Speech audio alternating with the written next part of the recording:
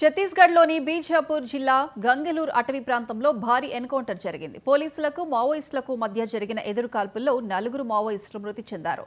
సంఘటనా స్థలం నుండి ఎస్ఎల్ఆర్, ఇన్సాస్ ఆయుధాలతో పాటు పేలుడు పదార్థాలను భద్రతా బలగాలు స్వాధీనం చేసుకున్నాయి.